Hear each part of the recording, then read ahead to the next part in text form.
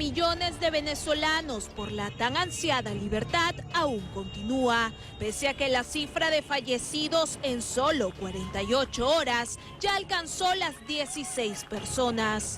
Una situación que se agudiza aún más con la radical decisión del dictador Nicolás Maduro de aislar Venezuela, rompiendo relaciones y expulsando al personal diplomático de países como Perú, Chile, Argentina, Uruguay, Costa Rica, Panamá y República Dominicana. Todo porque estos países denunciaron el fraude electoral que perpetró el último fin de semana.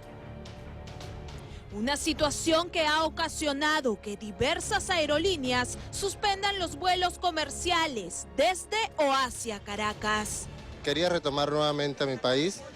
Tenía una fecha para el 10 de agosto.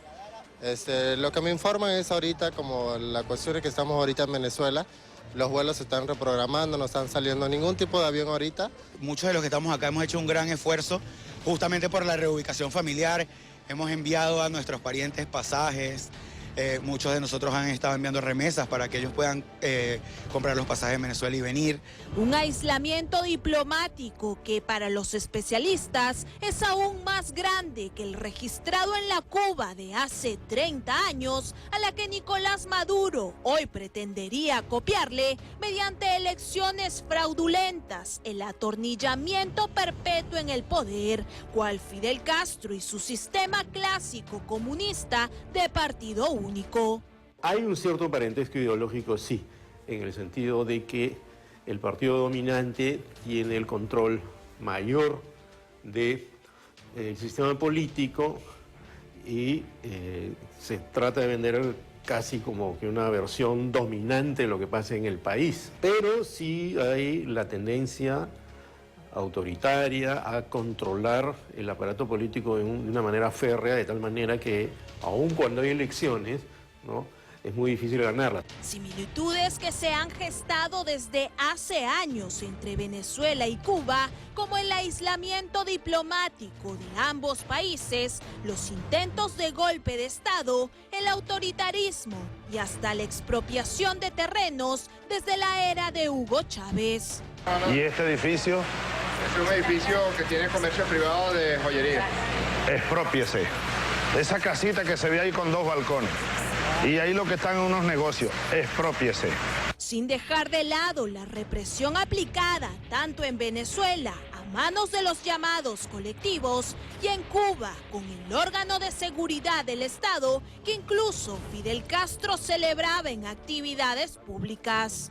Incluso en los últimos años, Venezuela ha diversificado su economía de manera similar a la de Cuba.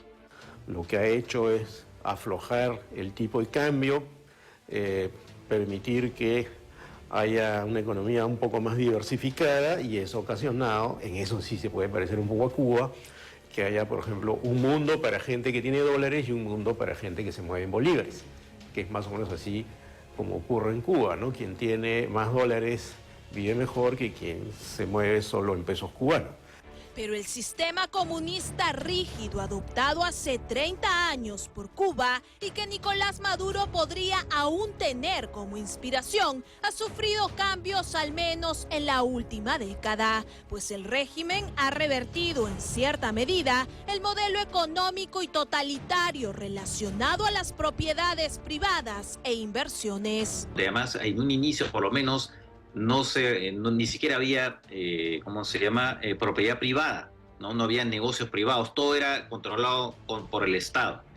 En los últimos años Cuba ha tenido que adaptarse y ha tenido que admitir que algunas inversiones privadas y que incluso algunos cubanos puedan abrir algunos negocios, en particular en el sector de los restaurantes, abrir negocios particulares. Y es que el sistema clásico comunista que nació con la abolición de la propiedad privada, instaurada por ejemplo en la Unión Soviética, ha demostrado mediante la historia ser un fracaso, obligando a tener que cambiar a países con un régimen totalitario como China, Rusia, Vietnam, Laos, Camboya o los de Europa Central o del Este, a excepción de Corea del Norte. Pero los chinos tienen ya empresas mixtas, ¿no? Algunas de las cuales están acá, tienen empresas estatales, pero sí tienen el poder político.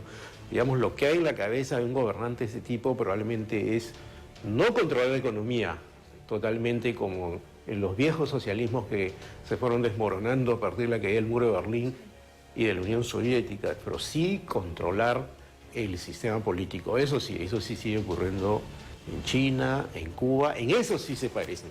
Un panorama que para los especialistas no podría registrarse hoy en Venezuela, y es que el dictador Nicolás Maduro y otros grupos de poder enquistados en el país llanero tienen intereses ocultos relacionados a la propiedad privada. En el sistema venezolano, el aparato político está controlado por el Estado, pero incluso hay empresas privadas y empresarios privados que están en alianza o en buenas relaciones con el gobierno para mantenerse y seguir haciendo sus negocios, ¿no? Y por eso hay unos señores a los cuales se le llaman boliburgueses, que son o los nuevos ricos que han crecido a la sombra del chavismo, o los empresarios privados que prefieren no hacerse problema y, si no hacer alianzas, por lo menos convivir con el régimen bolivariano. Y aunque es poco probable que se vuelva a instaurar el sistema comunista totalitario, duro y tradicional en el mundo, desafortunadamente Venezuela y Cuba todavía no han logrado recomponer su economía y aprovechar sus recursos para alcanzar los niveles de China o Rusia, que aunque aún concentran el poder político, han logrado convertirse en potencias mundiales.